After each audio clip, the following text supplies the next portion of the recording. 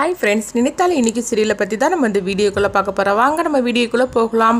சித்தார்த் எப்படியோ ராணி காப்பாற்றி இங்கே வீட்டுக்கு அழைச்சிட்டு வந்துருந்தாங்க. இங்கே பார்த்தோம்னா தாத்தாவை தான் காட்டுறாங்க. எங்கே சித்தார்த்தையும் காணலை, ராணியும் காணலை, ரெண்டு பேரும் எங்கே போனாங்கன்னே தெரியலையே. ராணியை மட்டும் காணலைன்னு சொல்லிட்டு சித்தார்த்துக்கு தெரிஞ்சு அவ்வளோதான். சித்தார்த்து வர முன்னாடி ராணி எங்கே போயிருக்கான்னு தெரியல அப்படின்னு சொல்லிட்டு இருக்கும்போது பார்த்தோம்னா சித்தார்த்து ராணியும் ரெண்டு பேரும் சேர்ந்தே வராங்க. என்னம்மா ரெண்டு பேரும் சேர்ந்தே வாரீங்க? நான் கேட்டதுக்கு சித்தார்த்து வெளியே போயிருக்கிறான்னு சொன்னேன், அதுக்கப்புறம் நீ எங்கே போன அப்படின்னு சொல்லி தாத்தா கேட்கவும், இல்லை தாத்தா சித்தார்த்து தான் வெளியே போனாரு, சரி அவர் தனியாக போயிருக்கிறாரு, என்ன ஆரோ தெரியலையேன்னு சொல்லிட்டு தான் அவருக்கு ஏற்கனவே மனசு சரியில்லாமல் போனாரு, அதனால அவரை போய் அழைச்சிட்டு வரலான்னு சொல்லிட்டு நானும் போயிட்டேன் அப்படிங்கிறாங்க. அது கரெக்டு தான்மா, ஏற்கனவே சித்தார்த்து மனசு ஒடிஞ்சு போயிருந்தா நீ கூட போனது ரொம்ப நல்லதாக போச்சுமா, சரி ரெண்டு பேரும் வாங்க அப்படின்னு சொல்லிட்டு போவோம். சித்தார்த்தும் ராணியும் வராங்க.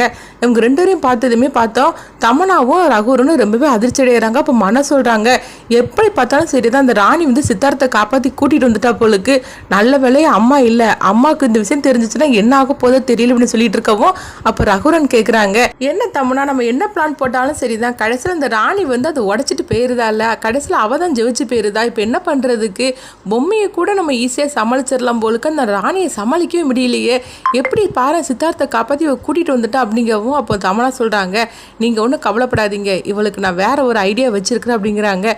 நீயும் என்னென்னலமோ ஐடியா போட தான் செய்த, ஆனால் கடைசியில் பார்த்தா அவள் தான் ஜெயிச்சுட்டு வர அப்படின்னு ரகுவரன் நினைக்கிறாங்க. அடுத்தங்க பார்த்தோம்னா சித்தார்த்து ராணி தான் காட்டுறாங்க. அப்போ ராணி எதையும் யோசனை பண்ணிகிட்டே இருக்கவும், அப்போ சித்தார்த்து கேட்குறாங்க, என்ன ராணி யோசனை பண்ணிகிட்டே இருக்கிற அப்படிங்கும்போது, இல்லை ஒன்றும் இல்லை அப்படிங்கிறாங்க. இல்லையே, நீ யோசிக்கிறத பார்த்தா ரொம்பவே பலமாக இருக்குது, எதை பற்றி தான் யோசனை பண்ணிகிட்டு இருக்கிற அப்படிங்கும்போது, ஒன்றும் இல்லைன்னு சொல்லிட்டோம்லாயே அப்படிங்கிறாங்க. அப்போ தர்ஷினி அவங்கள சாப்பிட்றதுக்காக கூப்பிடுறாங்க. நான் சாப்பிட்றதுக்கு அப்புறமா வரேன் அப்படிங்கிறாங்க.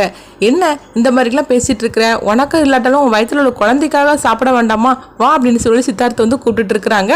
இங்கே பார்த்தோம்னா ராணி யோசனை பண்ணுறாங்க, இங்கே என்னமோ நடந்துக்கிட்டே இருக்குது, இவங்ககிட்ட இருந்து எப்படி என் குழந்தையும் சித்தார்த்தையும் காப்பாற்ற போகிறேன்னே தெரியல, என் வயிற்றுல உள்ள குழந்தைக்கு எதுவும் ஆயிடக்கூடாது, இவங்ககிட்ட இருந்து காப்பாற்றணும் அப்படின்னு சொல்லிட்டு ராணி பலமாக யோசனை பண்ணிட்டு இருக்கிறாங்க.